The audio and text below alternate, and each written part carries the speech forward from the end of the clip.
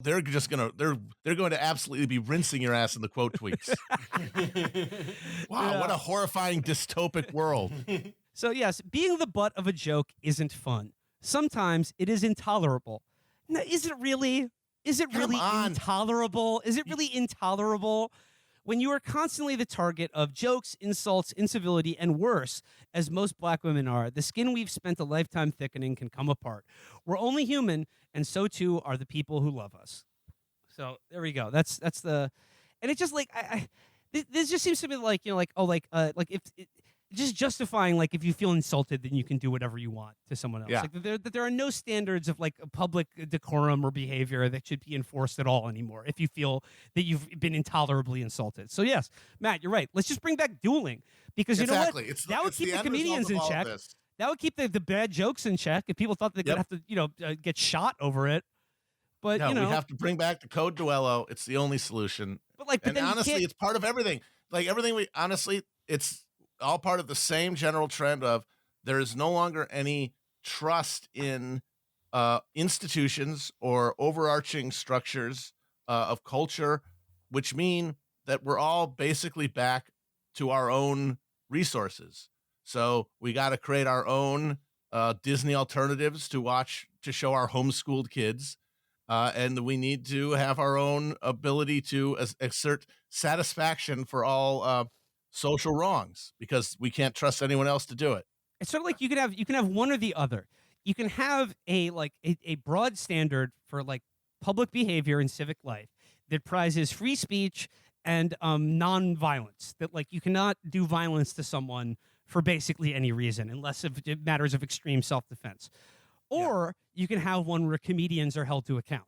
But you can't have that be carried out non-violently.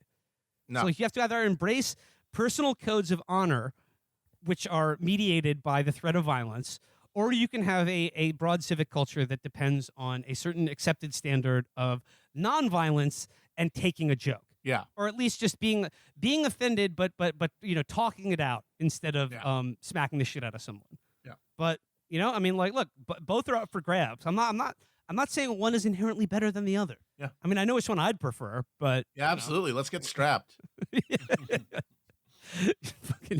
If you do a bad reply to me, your ass is putting the fucking beam on you. I had a friend once who grew up in Egypt, and he told me that like Yemenis were cool because they just, in Yemen, not when they're like outside of Yemen, but like in Yemen, it's a normal thing to walk around with a huge dagger that has your family's like crest on it.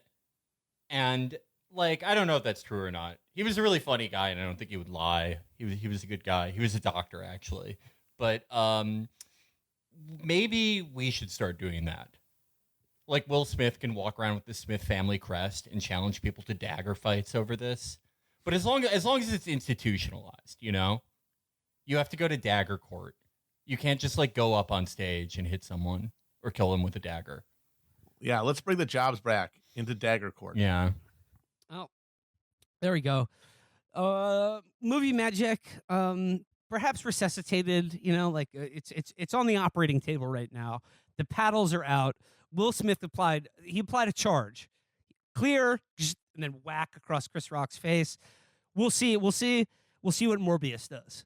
Yeah, we'll see if Morbius can come with the heat. He could like do movies, do the adrenaline needle injection. Movies. Come on, Morbius, the living vampire. The living vampire. Help us, Morbius. You're our only hope. All right, gentlemen. Before we leave today, I'd be remiss if I didn't say some thank yous and shout outs to some lovely people who aided us on our great campaign in the South. Beginning with Kelly Flynn O'Brien for taking us out to an excellent Korean barbecue restaurant in Charlotte. Kelly is, of course, Molly's sister, and you may think Korean barbecue. I love it. No, it's not Korean barbecue. It's American barbecue infused with Korean flavors. Next up, Morgan in Atlanta for being our sort of rave Sherpa. Because, when you're at a rave, you need a guide.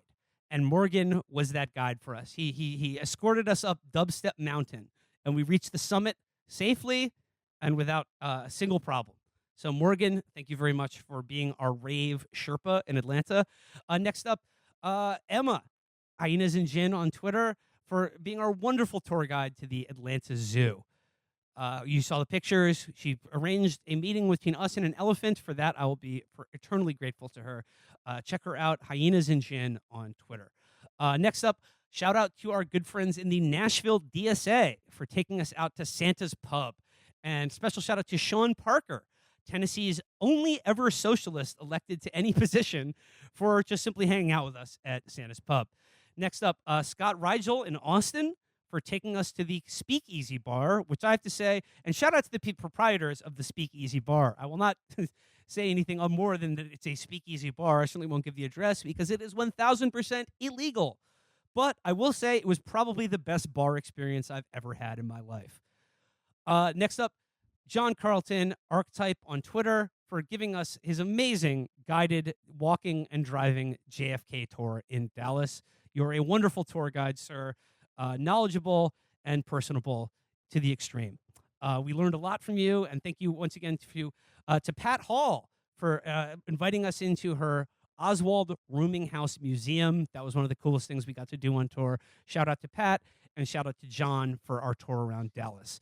Next up, thanks to Kirsten in Houston. Don't think we actually met you, but you emailed us the list of excellent recommendations, including La Carafe, the oldest bar in Houston, dating back to the 1860s, the original Kolache shop, Glenwood Cemetery, where Howard Hughes is buried, and the House of Pies. We had a brief time in Houston, but those were all excellent recommendations. And last but not least, thanks to Andre at Cajun's Karaoke Bar in New Orleans for showing us a great time. He's there on Friday and Saturday nights. That's Cajun's Karaoke Bar in New Orleans. If you'd like a great karaoke experience, tell him Chapo sent you. And of course, finally, thanks to Jacques for, once again, just showing us the best that New Orleans has to offer. Thanks to everyone that we got a chance to meet on tour. It feels great to be back at home. But yeah, thanks to everyone who came out and saw us.